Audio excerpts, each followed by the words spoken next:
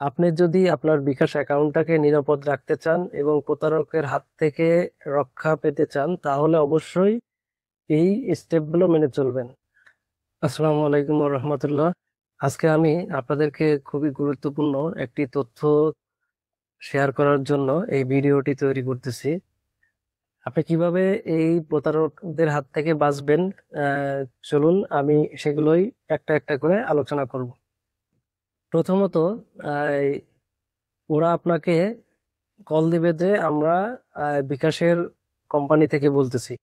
তো সে সুন্দর করে আপনার কোনো একটা অ্যাড্রেস বলবে, ঢাকার কোনো একটা লোকেশনের কথা বলবে। হয় বলবে যে মহাখালী প্যারাগন হাউস, অথবা মহাখালী এটা বা বনানী এটা, এরকম বিভিন্ন কর্পোরেট যে জায়গাগুলো থাকে সেইগুলোর বলবে। বলার পরে বলবে যে কি বলে, আপনার অ্যাকাউন্টে বিভিন্ন ধরনের এই সমস্যা হয়েছে। তো এই এই কারণে আপনার অ্যাকাউন্টটা কিছুক্ষণের মধ্যে সাসপেন্ড করে দেওয়া হবে বা বন্ধ করে দেওয়া হবে। তো এইগুলো যখনই বলে, বলার পরে দেখা যায় যে অনেকেই যারা এই জিনিসগুলো বোঝে না, যে এই এখন আমাকে কি করতে হবে, তখন তো চিন্তা করে যে আমার অ্যাকাউন্টে তো অনেক টাকা আছে, তো তাহলে আমি এই শুনি যে কি আসলে তারা কিভাবে সমাধান করা যায় বা কিভাবে সমাধান করে দিতে পারে।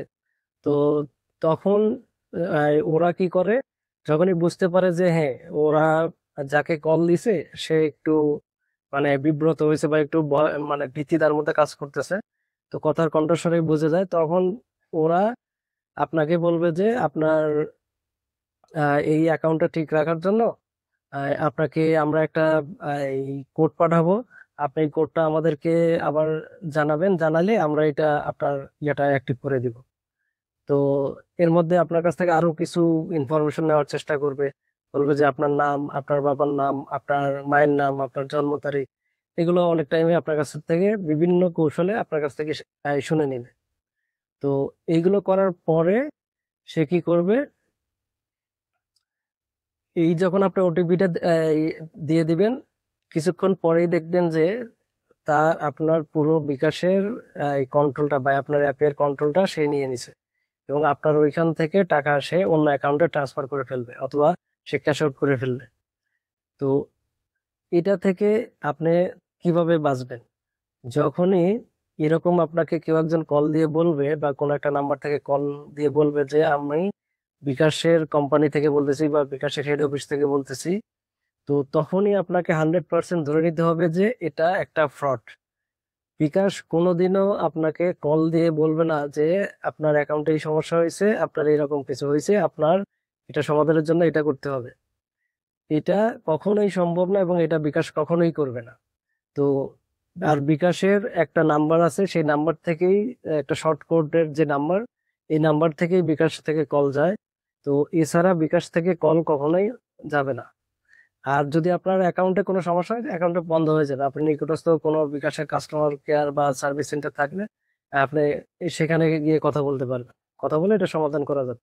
কিন্তু কখনোই কাউকে আপনি এরকম এই কোড বা ওটিপি যেই বলুক, আপনি 100% ধরে নিতে হবে এটা একটা প্রতারক। তো এটা থেকে আপনাকে এই তখনই সাবধান হতে হবে, এবং কোনো ধরনের কোড শেয়ার করা যাবে না বা ওটিপি শেয়ার করা যাবে না। তো এটা গেল একটা প্রতারকের মানে পদ্ধতি। আর আরেকটা আছে কিরকম, যে ওরা আপনাকে ফোন দিয়ে বলবে যে আপনার এই নাম্বারে একটা অ্যামাউন্ট মানে ভুল করে আমরা টাকা পাঠিয়ে দিছি বা চলে গেছে, তো আপনি একটু টাকাটা একটু আমাকে দ্রুত ব্যাক করেন। তো আপনি তো চিন্তা করবেন যে আমি ঠিক আছে, আমি দেখি তাহলে আমার ইয়েতে আসছে কিনা। আপনি দেখবেন যে মেসেজ, তো মেসেজেও দেখবেন যে একটা সে মেসেজও পাঠাইছে আপনাকে, হ্যাঁ, যে যেখানে লেখা আছে 5,000 কি 10,000 বা একটা অ্যামাউন্ট আপনার এইখানে ক্যাশ ইন হয়েছে। হ্যাঁ, তো এইখানে আমরা ম্যাক্সিমাম যে ভুলটা করি বা অনেকেই যে ভুলটা করে সেটা হলো যে তারা তার অ্যাকাউন্টটা চেক না করেই তার ওই মেসেজ দেখেই সে এই তার ওই অ্যাকাউন্টে টাকাটা পাঠানোর চেষ্টা করে অথবা পাঠিয়ে দেয়, বা একটা নাম্বার ওরা তখন অন্য একটা নাম্বার দেয় যে এই নাম্বারে হচ্ছে আপনি টাকাটা পাঠিয়ে দেন। তো তখন কি হয়, আপনি যখনই আপনার ক্যাশ এই আপনার ব্যালেন্স চেক না করেই আপনি টাকাটা পাঠিয়ে দিচ্ছেন, এটা একটু পরেই দেখবেন যে আপনার আসলে অ্যাকাউন্টে কোনো ধরনের কোনো টাকাই ঢোকে নাই বা টাকাই আসে নাই। এটা আপনি পুরো একটা প্রতারকের ফাঁদে পড়ছেন। তো এটা থেকে বাঁচার জন্য আপনি যেটা করবেন, যখনই কেউ আপনাকে বলবে যে এরকম এই আপনার অ্যাকাউন্টে টাকা চলে গেছে, আপনি সাথে সাথে কি করবেন, আপনার অ্যাকাউন্টটা চেক করবেন।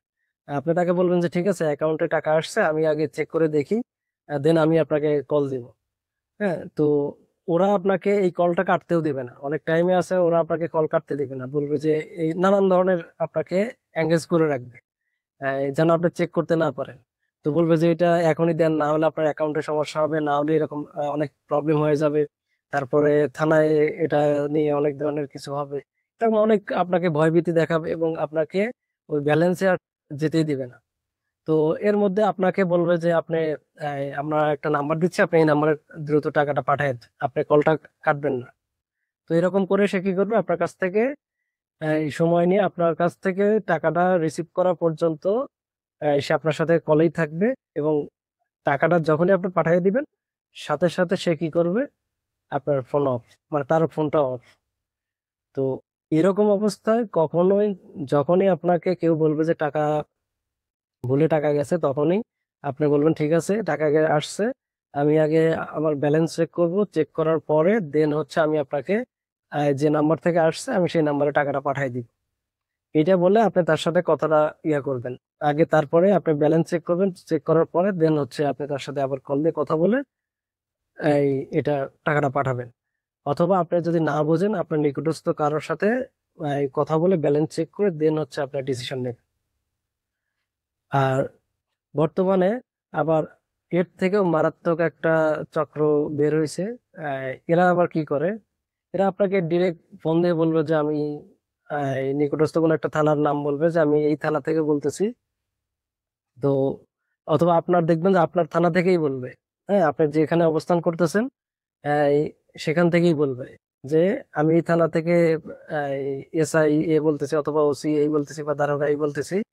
তো আপনি, আপনার নাম কি, অথবা আপনি কি গতকালকে এইখান থেকে এত টাকা ক্যাশ আউট করছেন অথবা ক্যাশ ইন করছেন? তো তখন বলবে যে হ্যাঁ আমি, কারণ ও আপনাকে খোঁজখবর নিয়েই সে আপনাকে কলটা দিছে। তো তখন আপনি দেখবেন যে কি ব্যাপার, এটা তো আসলে ঠিক, আমি তো আসলে গতকালকে এইখান থেকে ক্যাশ আউট করছি অথবা ক্যাশ ইন করছি। হ্যাঁ, তো সে তো তার মানে আসলেই তো মনে হয় পুলিশ, সে তো ইনফরমেশন নিয়েই আসছে। তো এরকম বলার পরে তখন বলবে যে ঠিক আছে, আপনার এই অ্যাকাউন্টে তো এখন তো আমরা বন্ধ করে দিব, বা আমরা আইনানুগ ব্যবস্থা নিব। তো আপনি যদি এটা বন্ধ করতে চান, বন্ধ না করতে চান, তাহলে আপনি এই আমরা একটা অ্যাকাউন্ট দিচ্ছি, এখানে টাকা পাঠিয়ে দেন, দেন হচ্ছে আমরা আর করব না, বন্ধ করব না। অথবা আপনাকে বলবে যে এই আপনি যে টাকাটা ক্যাশ আউট করছিলেন, সেই টাকাটা অন্য মাধ্যম থেকে আসছিল, বিভিন্ন কিছু আপনাকে বলে ভয়ভীতি দেখায়। তারপরে আপনাকে বলবে যে আপনি এই অ্যাকাউন্টে টাকা পাঠান, না হলে আপনার অ্যাকাউন্ট ক্লোজ হয়ে যাবে, অথবা আপনার এই অ্যাকাউন্ট দিয়ে বিভিন্ন ধরনের লেনদেন, ক্রাইম হচ্ছে, এবং অনেক কিছু করার পরে আপনি যখন ভয়টা আপনার ভিতরে ঢুকে যাবে এবং আপনি দেখবেন যে আপনি তো বিপদে পড়ে যাচ্ছেন, তখন সে একটা নাম্বার দিবে যে এই নাম্বারে টাকাটা পাঠান, এটা আমাদের থানার নাম্বার, অথবা আমাদের এই এইখানে টাকাটা পাঠাইলে আমরা এটা সমাধান করে দিব।